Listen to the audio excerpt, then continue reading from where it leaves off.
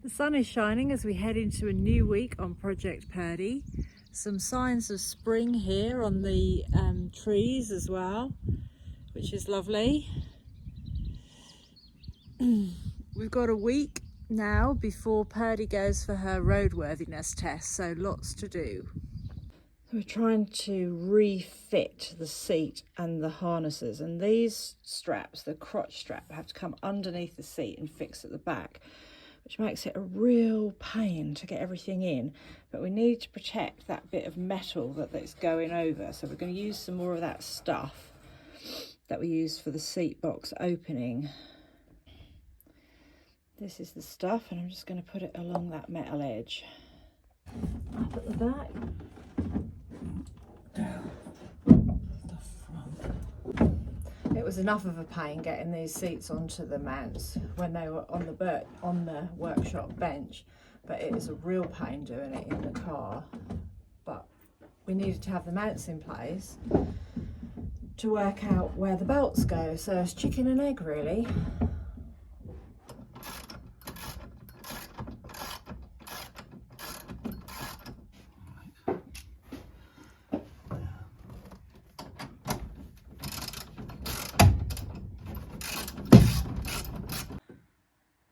Right, that's the first lot of harnesses fitted. How does it feel? I think I'm into bondage. Does it feel safe though? Yes. Okay, good. Onwards and upwards.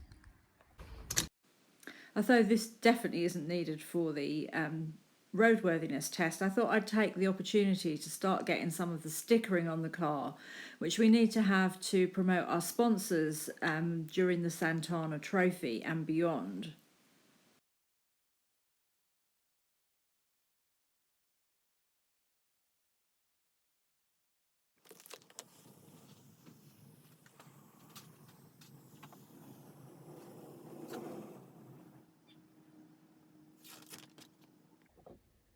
If you remember, we had to cut a little extra bit out of the floor plate to accommodate the diff lock actuator thing. So now we're looking at how we modify this tunnel.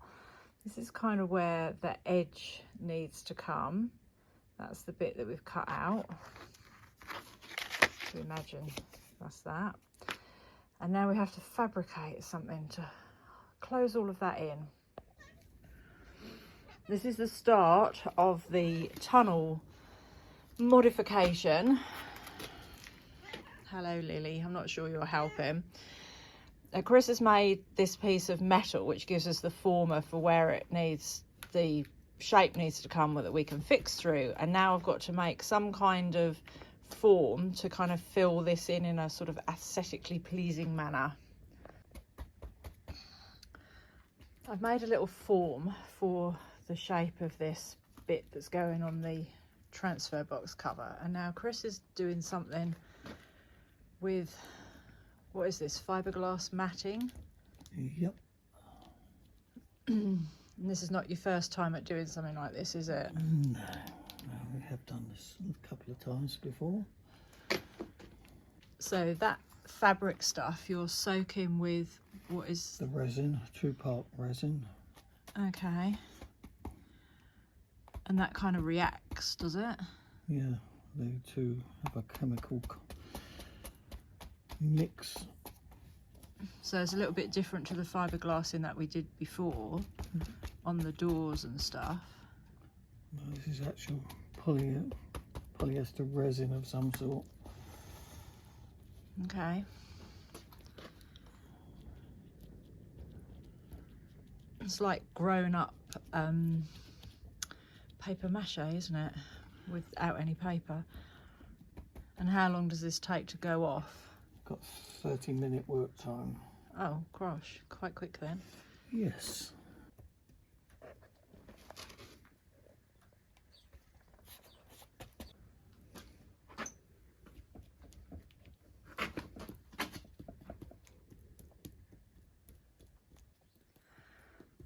Tell us how come you've used this before. In my youth, I worked for a boat builder. Aha. Useful skills, you see, that you didn't know you needed at the time. Today's episode of crafting together. Well, this is messy. And, oh yeah, you can feel it's hot, can't you, as it cures. I need to leave this to go off now for about 24 hours and see how we do. This morning we have to grease the swivels, and rather incredibly, this one packet is for one side. To get access to the greasing points, we need to jack the car up, take the wheels off, and then turn the steering so that the greasing access points are exposed. And then we can squeeze in slowly and carefully the contents of those green packets until it's all safely in the swivel.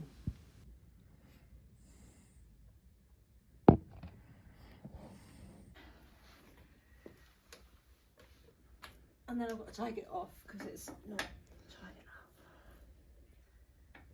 Why doesn't the socket just go on? The fiberglass and resin seems to have cured quite well. So Chris has trimmed that up. We need to give it a coat of paint and get that fitted. The transmission's tunnel's got a bit of paint. It's probably not the prettiest job we've ever done, and it shows up more now it's painted white.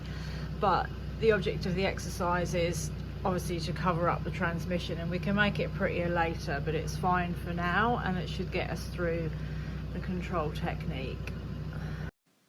With the paint now dry, we can get the tunnel fitted in the car, and hopefully it'll make it a little bit quieter in the cabin as well. We're finally on to actually making holes in this, which is a little bit scary. So marking out where these supports go, and then we can cut holes and put switches in. What do you say, Mr. Fred? You coming to inspect?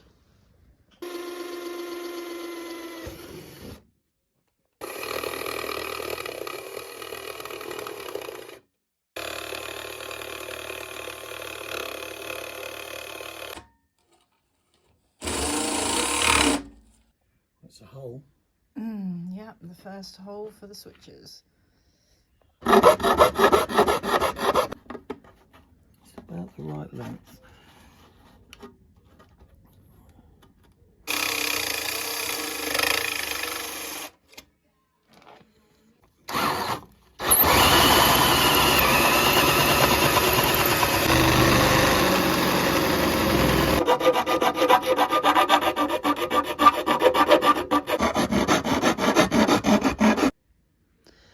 Waiting for a couple more lights and switch things, but what we've got is in, so now Chris can start wiring. There's lots of instructions here for wiring. Who knew you could get coloured pop rivets? It's exciting, isn't it? Okay.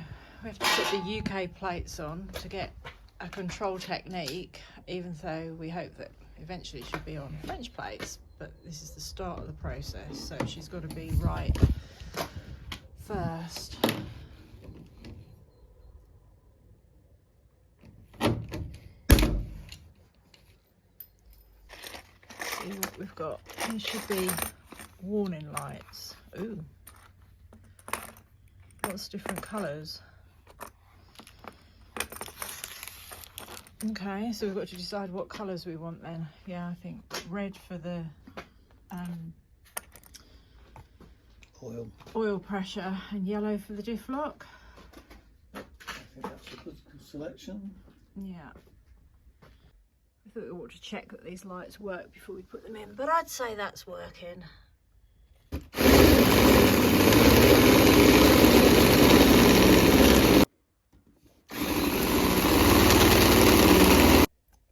Good. Can't put the hazard switch in yet because we haven't got it. Well, we've got the switch, we don't have the mount. So while I've just had a strategy meeting virtually with Marcella on a call, Chris has been doing wiring, so it's starting to look like things might work. It's quite exciting, isn't it? Wiring continues, and we're running out of terminals to put wires on, so I guess that's a good sign, eh? Yep, certainly is. Post lady's just been with the latest copy of Land Rover Monthly. It actually hit the shelves probably about a week or so ago in the UK, but it takes a while to get to us in France. So inside, oh look, recognise that person. Page 94. Let's have a look. Page 94. While we're waiting for switchers, we thought we'd get on with some of the other jobs that are on our list, one of which is fitting this rear recovery point. We're having to tap out these trap nuts because they're full of galv, so we can't get the bolts in. Having cleaned the bolt holes out, we'll try that again. Yeah, thread lock as well. Yeah, we don't want that vibrating loose. I don't think it will. It's quite long, isn't it? But just to be sure. You may remember we had these vents on Purdey's original roof, but unfortunately the original ones got damaged. So we're now replacing them with new ones. We're trying to, yeah. That should just allow the air to actually flow through the car, but there's little clips that have to clip around the metal, and there's some sticky stuff. I'm not sure the sticky stuff's much good, but the clips have to go in. It's a bit tricky.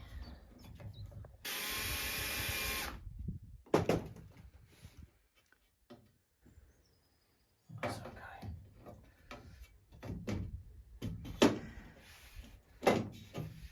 So there's another rubber seal that goes on the back here. That plate came off Purdey, the original version, and that's going to seal against the rear door. Make everything nice and sand tight. Ha ha, it won't, because sand gets everywhere. Well, that won't be good enough, will it? No. So we had to modify this because the little clip that's supposed to hold it on kind of sheared off. So it's now held on some bolts that won't be moving. This is Marcella's map light for when we're driving in the dark and she needs to look at the road book. So fixing that up out of the way. She won't have to reach up there to switch it on because there's going to be a switch on the switch panel for that. And then a bracket up here somewhere to hold it in place so that you can then unclip it and bring it down towards where it needs to be. Do you want to demonstrate where it comes down to? So onto the thing that she needs to look at. I think that works quite well. It's out of the way up there.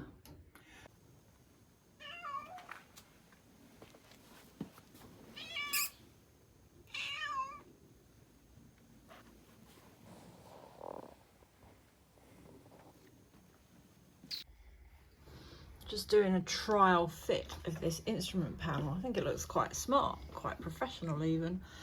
And now I wouldn't go that far. Well, I think it looks good.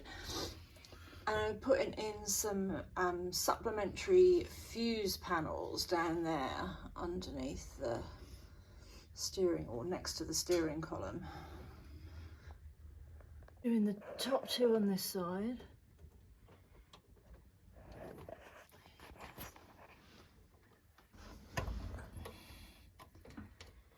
Okay, I feel quite snug.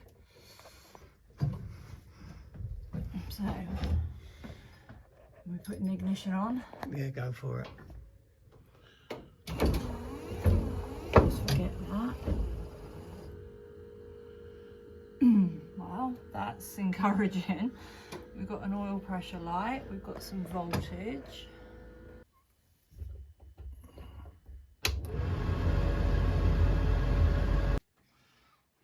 This really is final touches now as we put this door seal in.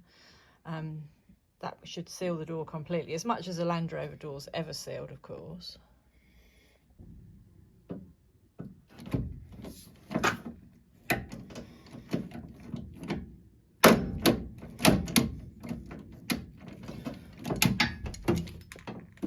This is the bonnet safety catch.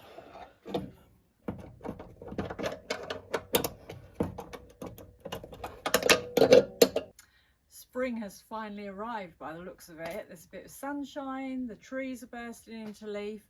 We've done another week on Project Purdey. So next week on Tuesday, we've got her test, which is obviously what we've been working towards. We're so nearly there. Tomorrow we have to go and collect a switch, well, a switch housing actually, a relay and a couple of other bits from a friend who's bringing them from the UK. And once those are in, we can put the second seat in with the harnesses and we should be ready for the test. So all of that's quite exciting. Then we can give her a proper road test, which is really what we're kind of itching to do. I hope you're as excited about Purdey getting her roadworthiness certificate as we are. In fact, I need you all to cross your fingers on Tuesday. But in the meantime, for now, I'd like a big thumbs up from everyone, please.